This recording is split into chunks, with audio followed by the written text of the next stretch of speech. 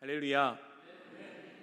오늘 아버지의 품을 기억하라 라는 제목으로 오늘 말씀을 나누기를 소망합니다. 오늘 룻기를 1장 1절에서 5절까지만 읽었는데요, 전체적으로 룻기의 내용을 다 살펴보면서 오늘 은혜 나누는 시간이 되어지기를 소망합니다. 룻기는 너무 아름다운 이야기입니다. 룻, 나오미, 보아스, 그 안에 있는 사랑과 아름다운 모습들은 많은 주제를 담고 있는데, 오늘은 그 중에 핵심 메시지인 회복시키시는 하나님에 대해서 말씀을 나누기를 원합니다. 우리 오늘 그 회복시키시는 하나님에 대해서 말씀 나눌 때 우리 안에도 회복되어지는 은혜가 경험되어지기를 소망합니다. 오늘 본문은 이렇게 시작합니다. 사사들이 치리하던 때에 라고 합니다. 룻기는 사사시대 초반의 이야기입니다. 보아스의 어머니가 여리고성을 점령할 때 정탐꾼을 도왔던 라합입니다. 그렇기에 사사시대의 초기라고 보는 것이 맞습니다. 초기 사사시대 베들레헴 지역에서 하나님은 왕이시다 라는 이름의 뜻을 가진 엘리멜렉이라는 사람이 자신의 아내와 자식들과 모든 재산을 가지고 모압 땅으로 건너갑니다. 그 이유는 하나님이 약속하신 그 땅에 기근이 들었기 때문입니다. 그곳에 거류하였다라고 합니다. 거류했다라는 것은 잠시 머물렀다가 아닙니다. 그냥 아예 눌러 앉을 생각으로 간 것입니다. 이것은 엘리멜렉을 통하여 사사시대의 적나라한 영적 상태를 드러내고 있는 것입니다. 이름은 하나님은 왕이시다입니다. 그렇게 고백하지만 정작 실상은 어려운 일이 닥치니까 그 하나님이 약속하신 땅을 저버리고 그 모압 땅으로 향하는 것입니다. 모압은 어떤 곳입니까? 아브라함의 조카 롯이 소돔과 고모라의 심판을 피해서 도망갔다가 딸을 통하여 낳은 자식 중에 하나, 그것이 모압입니다. 과거의 모세가 모압 족속에 대해서 이렇게 말했습니다. 암몬 사람과 모압 사람은 여호와의 총회에 들어오지 못하리니 그들에게 속한 자는 10대뿐 아니라 영원히 여호와의 총회에 들어오지 못하리라. 그들의 조상 때부터 가지고 있었던 음란한 문화가 그 모압 가운데 계속해서 흐르고 있었기 때문에 하나님은 애초에 그들과 상종하지 말라고 선을 그으셨습니다. 그들과 섞여지면은 너희도 음란에 처할 수 있으니 그들을 가까이 하지 말라라는 것이죠. 그런데 하나님은 왕이시다라고 말하는 그 자가 아무 거리낌 없이 모압 땅으로 들어갔고 두 아들을 모압 여인과 결혼까지 시켰다라고 합니다. 그 문화 안으로 깊이 들어간 것이죠. 이것이 사사시대입니다. 하나님이 택한 백성, 하나님이 구별된 백성들이 세상과 똑같아지는 것입니다. 기독교를 비난하는 사람들이 있습니다. 그들이 대표적으로 하는 비난들은 이런 것이죠. 교회 다니는데 우리랑 똑같네 라는 것입니다. 아니, 우리보다 더 하는 것 같아 라고 하면서 비난하지요. 우리가 구별된 것이 아니라 세상과 섞여진 모습을 가지고 세상 사람들이 비난하고 있는데 사사시대도 똑같습니다. 그 일이 벌어지고 있는 것입니다. 이 결과는 비참합니다. 엘리멜렉이 그 결과로 죽게 됩니다. 남은 두 아들도 10년쯤 지나서 죽습니다. 약속의 땅에 있다가는 죽을 것 같아서 살려고 갔는데 살려고 간 그 땅에서 죽임을 당합니다. 하나님의 약속 떠나서 세상으로 왔는데 세상에서 아들들이 다 죽었습니다. 결국 오늘 본문은 나오미와 며느리 둘만 남았다라고 말하고 있습니다. 하나님을 떠난 이들의 비참한 형편인 것입니다. 생존이 불가능할 정도로 어려워졌습니다. 미래가 없습니다. 대를 이을 아들, 생계를 책임질 아들이 없습니다. 사랑받는 자라는 이름의 뜻을 가진 나오미가 비참해진 것입니다. 빈손이 되었습니다. 이것이 왕이신 하나님을 떠난 자들의 자리입니다. 소망이 없습니다. 인내라는 것은요, 희망이 있기 때문에 할 수 있는 것입니다. 미래를 바라보면서 할 수 있는 것입니다. 우리가 등산을 하는 이유는 끝이 있기 때문에 등산을 할 수 있는 것입니다. 우리가 터널을 통과할 때도 끝이 보이기 때문에 터널을 통과할 수 있는데, 오늘 나오미 그리고 두 며느리에게는요, 희망이 보이지 않는 상황입니다. 그런데 그들에게 한 가지 소식이 오늘 들려집니다. 원래 그들이 살던 곳이 베들레헴인데요, 베들레헴은 떡집이라는 뜻을 가지고 있습니다. 그 떡집에 떡이 있다는 소식이 들려진 것입니다. 그럼 오늘 여기서 우리가 기억해야 될 것은요, 우리의 모든 소망이 끊어졌다 할지라도, 우리의 희망이 보이지 않는다 할지라도요, 하나님께는 소망이 있다라는 것입니다. 오늘 6절입니다. 그 여인이 모압 지방에서 여호와께서 자기 백성을 돌보시사 그들에게 양식을 주셨다 함을 듣고 이에 두 며느리와 함께 일어나 모압 지방에서 돌아오려 하여라고 말합니다. 룻이 들었습니다. 여호와께서 자기 백성을 돌보셔서 그들에게 양식을 주셨다는 소식을 들은 것입니다. 룻이 이것을 듣고 모압 지방을 떠나서 베들레헴으로 돌아가기를 결정합니다. 오늘 이 말씀을 읽으며 예수님께서 제자들에게 주셨던 탕자의 비유에 대해서 떠올랐습니다. 우리가 잘 알고 있는 내용이죠. 한 아들이 있습니다. 둘째 아들이 아버지께 말도 안 되는 요구를 합니다. 살아계신 아버지께 유산을 요구한 것이죠. 아버지는 그 요구를 들어주었습니다. 아들은 그 돈을 가지고 먼 나라로 가서 유흥의 것을 다 탕진합니다. 돈을 다 허비했는데 엎친 데 덮친 격으로 아주 극심한 기근이 듭니다. 비참한 인생이 됩니다. 그 비참함이 어디까지 이어졌냐면요, 돼지들이 먹는 그 돼지 쥐염 열매를 먹고자 하는 처지까지 이어졌습니다. 그리고 그는 결국 아버지 집으로 다시 돌아가게 되었다는 것이 우리가 잘 알고 있는 내용입니다. 그런데 우리가 여기서 알아야 할 것이 있습니다. 그 둘째 아들을 아버지의 집으로 다시 돌아가게 한 것이 비참한 상황 때문은 아니라는 것입니다. 너무 힘들다, 내가 망했다, 돌아가야지, 이것이 아닙니다. 그가 아버지의 집을 떠올렸다라고 합니다. 그 비참한 처지에 있는데 아버지의 집을 생각한 것입니다. 아버지의 집은 종들도 풍요로웠지, 아버지는 긍휼이 많으셨지, 아버지는 사랑이 많으시지, 아버지의 그 품을 기억한 것입니다. 그것을 기억하자 돌이켜서 나아간 것입니다. 상황이 우리에게 회개를 시키는 것이 아닙니다. 아버지의 품을 기억할 때 우리는 회개할 수 있습니다. 한 사람의 완고한 불신자가요, 회개하는 것은 나쁜 상황 때문이 아닙니다. 절망적인 상황이 모든 사람을 하나님께로 돌아오게 하지 않습니다. 모세 때 왕이었던 바로를 보십시오. 그 10가지 재앙이 이어지는 가운데서도요, 그는 더욱더 완고해질 뿐입니다. 하나님께 돌아오지 못합니다. 우리 안에요, 하나님은요, 기억할, 돌이킬 수 있는 아버지의 품을 우리에게도 허락하셨습니다. 하나님께서요, 우리를 먼저 사랑하셨습니다. 우리를 불러주셨죠. 하나님은 우리에게 사랑을 주셨습니다. 한번 떠올려 보십시오. 우리가 기억할 만한 하나님의 품이 있습니까? 여기에 있는 분들은 물론 하나님을 떠나지 않으시고 하나님 아버지의 품에서 열심히 신앙생활 잘 하고 계시는 분들이겠지만, 우리가 정말로 이 자리에 머물 수 있게 하시는 아버지의 품, 우리가 그리고 언제든지 돌아가며 기억할 수 있는 아버지의 품이 있다는 것은 정말로 엄청난 은혜입니다. 우리는 그 은혜를 알고요, 그 사랑 안에 머무를 수 있어야 합니다. 나오미는요, 그렇지, 베들레헴에 떡이 생겼지, 돌아가자, 그냥 단순히 계산적인 판단을 하는 것이 아닙니다. 내가 하나님의 은혜 안에 있었어야 했는데, 내가 하나님이 왕이시다라고 하는 그 고백대로 살았어야 했는데, 사랑을 받는 자라는 그 이름은 하나님의 사랑을 받는 것이어야 했었는데, 내가 그 하나님의 사랑을 저버리고 떠나와서 내가 이런 비참한 처지에 놓여졌구나. 하나님의 은혜만이 나를 살릴 수 있구나. 그것 때문에 돌이켜가는 것입니다. 돌이켜가는 길이 절대 쉬운 길이 아닙니다. 남편과 자식 다 잃고 혼자 살아 돌아왔네, 그런 비난을 감수해야 되는 자리입니다. 빈털터리로 돌아가는 것이 얼마나 창피한 일입니까? 그러나 사람들의 평가에 연연하지 않는 것입니다. 탕자처럼 나를 품꾼 중에 하나로 여겨주십시오. 그 아버지의 품 안에 거할 수만 있다면 그것으로 충분합니다.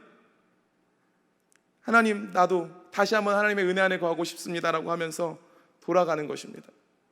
주님의 긍휼만을 바라보면서 돌아가는 것입니다. 나오미가 돌아가는 것은요, 상황 때문이 아니라 신앙 때문입니다. 그 증거는요, 며느리와의 대화를 통해서 알 수 있습니다. 처음에는요, 그 소식을 듣고 두 며느리를 같이 데리고 여정을 떠납니다. 이스라엘로 돌아가는 그 길 가운데 그 며느리들이 동행합니다. 의문은 없었습니다. 그런데 그 길을 걸어가다가 자신이 늙었다고 하면서, 나는 소망이 없다고 하면서 솔직하게 말하면서 자신의 인생에서 이만 내려도 된다 그러고 이야기합니다. 이 말을 하자 오르바가 내립니다. 의무감 때문에 처음에는 걸어갔는데 돌아가는 것이죠. 그 떠나는 오르바를 보면서 롯에게 나오미가 이야기합니다. 네 동서는 그의 백성과 그의 신들에게로 돌아갔다라고요. 나오미는 이야기하는 것입니다. 나는 지금 내가 잘못된 선택을 해서 의지했던 그 모압의 신을 버리고 다시 여호와 하나님께로 돌아가는 거야. 너가 단순히 인간적인 정 때문에 나를 따라오는 거면 옳지 않아. 하나님을 경외하지 않는 이상 이 땅에 들어가는 것은 의미가 없어. 합당하지 않아 라고 이야기하는 것입니다. 그때 룻이 이렇게 대답합니다. 룻이 이르되 16절 17절인데요. 룻이 이르되 내게 어머니를 떠나며 어머니를 따르지 말고 돌아가라 강권하지 마옵소서. 어머니께서 가시는 곳에 나도 가고 어머니께서 머무시는 곳에서 나도 머물겠나이다. 어머니의 백성이 나의 백성이 되고 어머니의 하나님이 나의 하나님이 되시리니 어머니께서 죽으시는 곳에서 나도 죽어 거기 묻힐 것이라. 만일 내가 죽는 일 외에 어머니를 떠나면 여호와께서 내게 벌을 내리시고 더 내리시기를 원하나이다 하는지라. 어머니의 하나님이 나의 하나님이 될 것이다라는 고백을 합니다. 이 말을 듣고 나오미는요, 룻을 더 이상 떨쳐내지 않습니다. 나오미가 룻에게서 하나님을 향한 신앙을 발견했기 때문입니다. 오늘 이 같이 들어가는 장면은 참 재미있는 장면입니다. 나오미는 잘 살아보겠다고, 스스로 왕이 되겠다고 나갔습니다. 하나님을 저버렸습니다.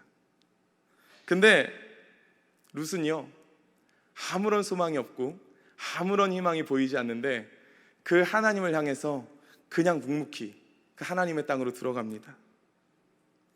나오미가 돌아가면서 이 룻을 보면서 무슨 생각을 했겠습니까? 자신의 어리석음을 보는 것이죠. 내가 하나님 버리고 갔었는데, 룻은 아무것도 없는 시어머니와 함께 여호와께 돌아가고 있구나. 자신은 부족한 모습으로 긍휼을 바라보면서 가고 있는데 룻은 담담한 믿음을 가지고 걸어가는 것입니다. 나오미와 룻이 함께 걷는 이 길은 의미가 다릅니다. 나오미에게는 회개의 자리이고요, 룻에게는요 헌신의 자리입니다. 근데 참 다행인 것은요, 이 둘의 방향이 같다라는 것이죠. 우리가 오늘 잘못된 길을 걸어가고 있다면요, 돌아와야 합니다. 그리고 더 나아가서요, 믿음의 발걸음을 옮길 수 있어야 합니다.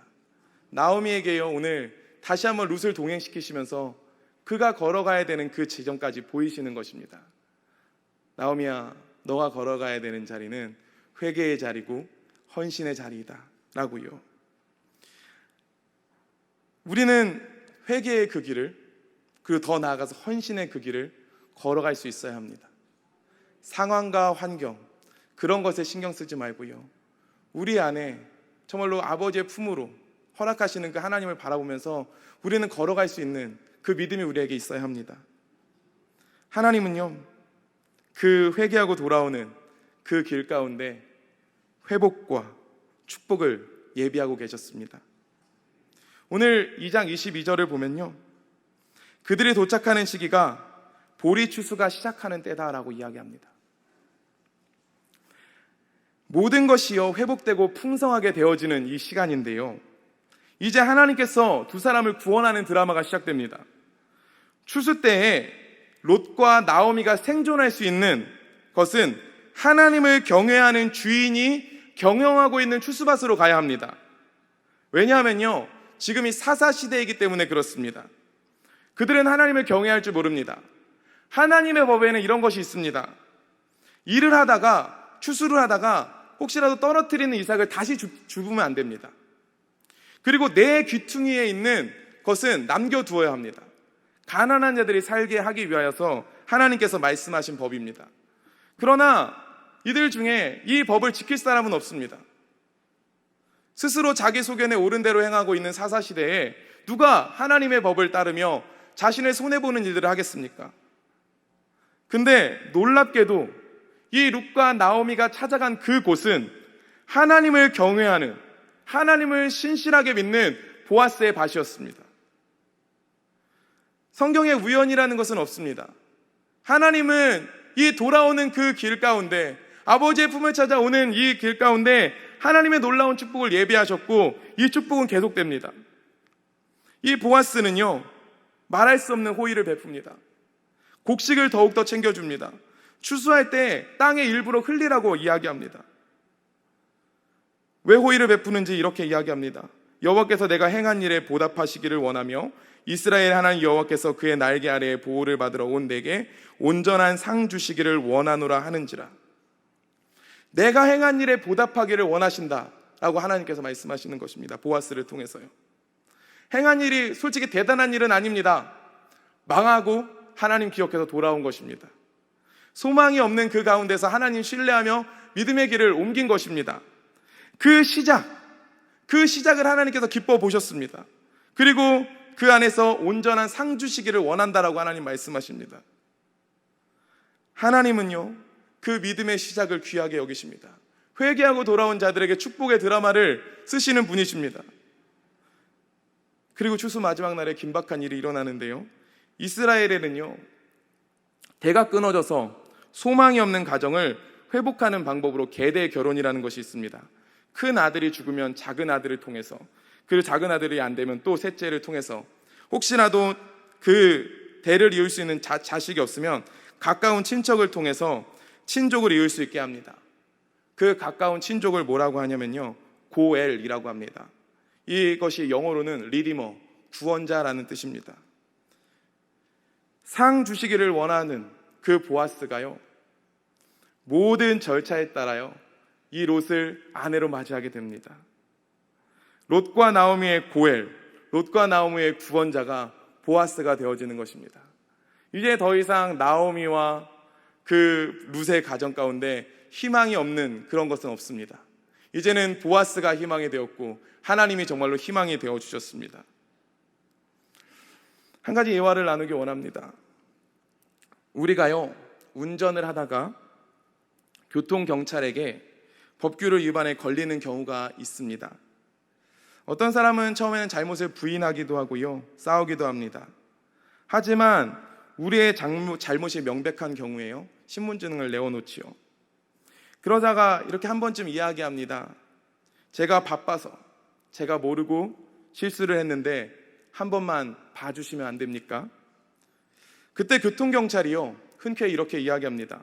잘못을 아신다니 한번 봐드리겠습니다. 솔직히 이런 일은 없는데요. 잘못을 하신다니 한번 봐드리겠습니다. 다시는 법규를 어기는 일이 없도록 하십시오. 여러분, 이런 일이 우리에게 일어난다면요, 이것은 자비입니까? 은혜입니까? 이것은요, 교통경찰이 베풀어준 자비이지 은혜는 아닙니다. 자비는 우리가 잘못한 것에 대해서 용서를 받는 것입니다. 하나님도 우리에게 이런 자비를 베풀어 주셨습니다. 우리가 마땅히 받아야 될 형벌을 받지 않도록 예수 그리스도를 통해서 자비를 베풀어 주셨습니다. 그런데요, 우리의 신앙은요, 이 자비를 누리는 것만으로는 만족할 수 없습니다. 이 교통성경이요, 죄를 묵과해 준 다음에요, 용서를 해준 것은 자비입니다. 하지만 은혜는 아니에요. 은혜는요, 교통순경이 우리의 죄를 용서해 주더니 갑자기 지갑에서 10만 원을 꺼내는 겁니다. 그 10만 원을 주면서 오늘 좋은 하루가 되십시오 라고 말하는 겁니다.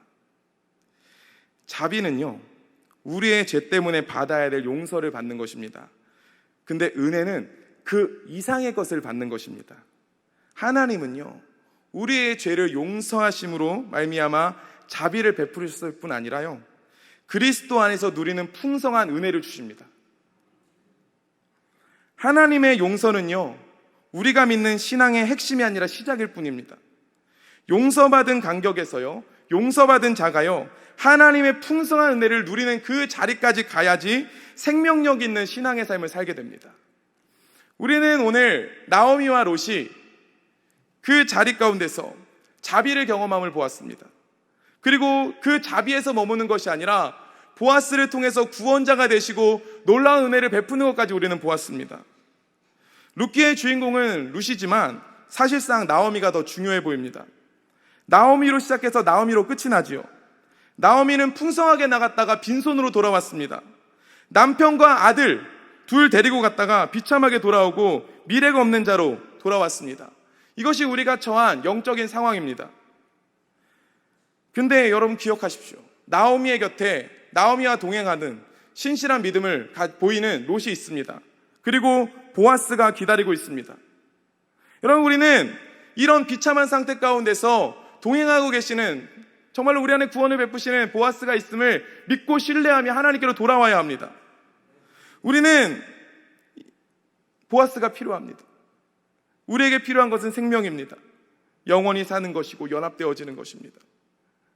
우리를 회복시킬 보아스가 우리에게는 필요합니다. 지금 참으로 어두운 시대입니다. 스스로 다 자기가 왕이 되어서 살아갑니다. 그러나 여러분 기억하십시오.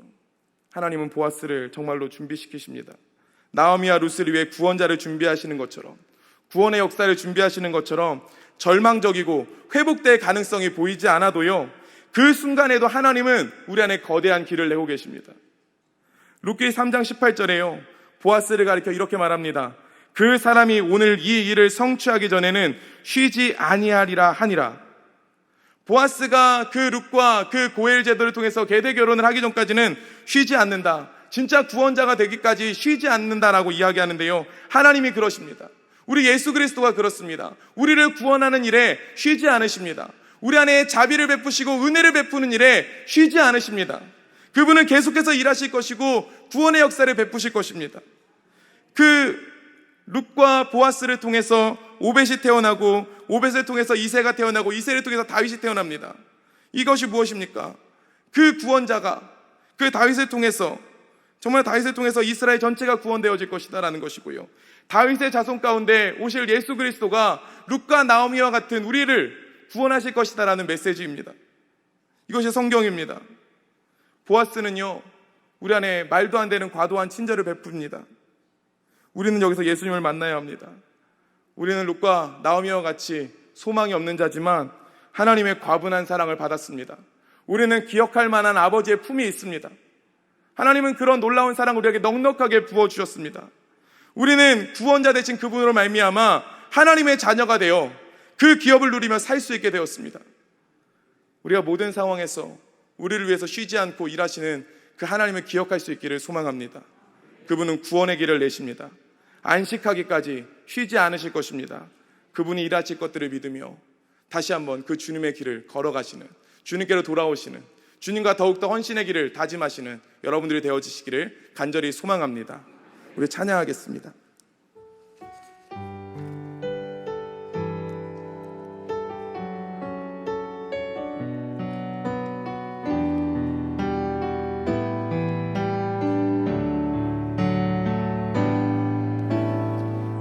오직 주의 은혜로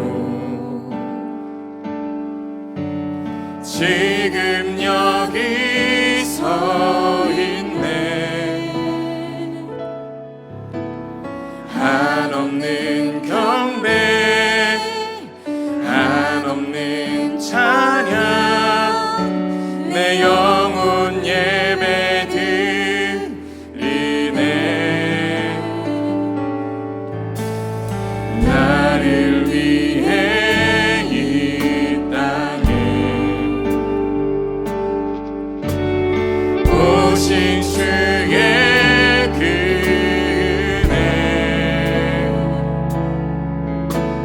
십자가 고통 이기신 주님, 그 은혜 어찌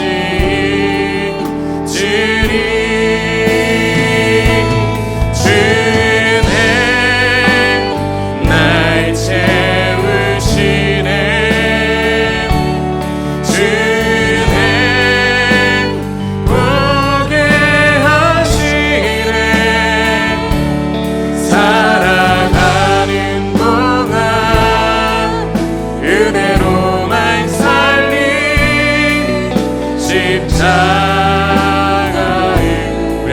고백합시다. 오직 주의 은혜로, 오직 주의 은혜로 지금 여기 서 있네. 한없는 경배, 한없는 경배, 한없는 찬양, 내 영혼 예배 드리네. 나를 위해, 나를 위해 이 땅에 오신 주